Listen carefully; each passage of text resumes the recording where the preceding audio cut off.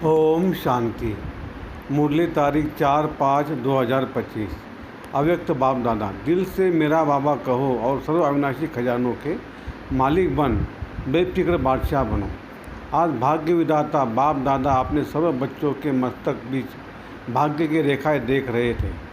हर एक बच्चे के मस्तक में चमकते हुए दिव्य सितारे की रेखाएं दिखाई दे रही है। हर एक के नैनों में स्नेह और शक्ति की रेखा देख रहे हैं।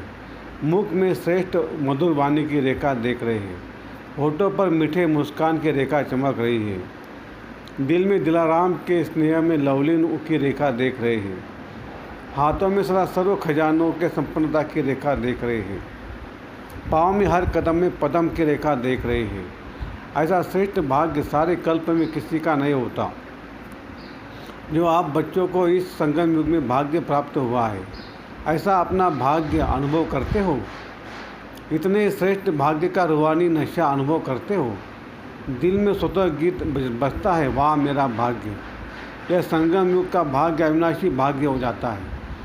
क्यों?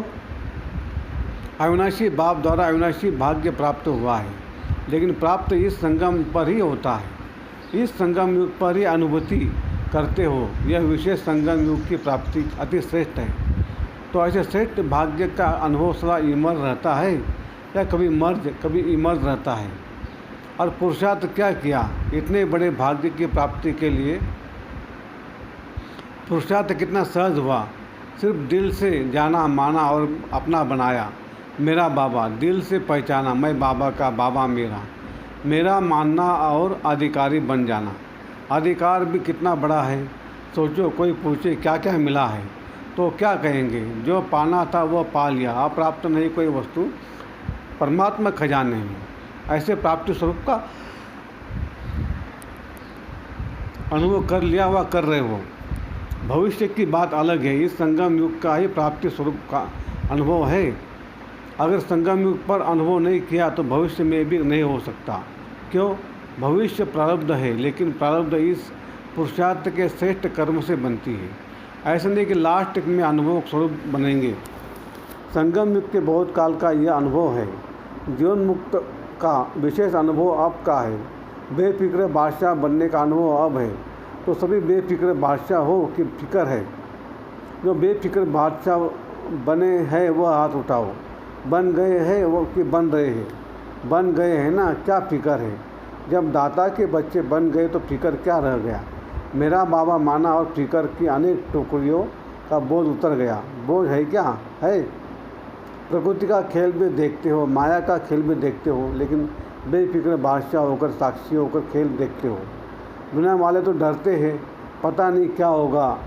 आपको डर है? डरते हो? निश्चय और निश्चिंत है, जो होगा वो अच्छे से अच्छा होगा। क्यों? त्रिकालदर्शी बन हर दृश्य को देखते हो।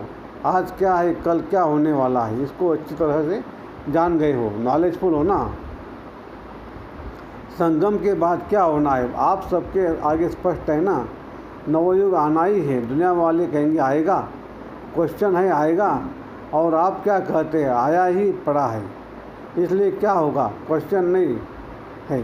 पता नहीं, स्वर्ण युग आना ही है। रात के बाद अब संगम प्रभात है। अमृत बेला है। अमृत बेले के बाद दिन आना ही है। निश्चय जिसको भी होगा वह निश्चिंत, कोई चिंता नहीं, कोई बेफिक्र नहीं। विश्व रचना द्वारा रचना की स्पष्ट नॉलेज मिल गई है। सभी एवर हैप्पी है। Ever happy. अभी कभी दुख को आने के नहीं देना। दुख को डाइवर्ट दे दिया तभी तो दूसरों का दुख निवारण करेंगे ना। तो सुखी रहना है और सुख देना है, यह काम करेंगे ना। याद से जो सुख मिला है वह जमा कर रखना। कभी भी कुछ भी हो ना, बाबा मीठा बाबा दुख ले लो, अपने पास नहीं रखना। खराब चीज़ रखी जाती है क्या? तो दुख खराब है ना, तो दुख निकाल दो, सुखी रहो। तो यह है सुखी ग्रुप और सुखदायी ग्रुप। चलते फिरते सुख देते रहो। कितना आपको दुआएं मिलेगी। तो यह ग्रुप ब्लेसिंग के पात्र है। तो सभी खुश है ना।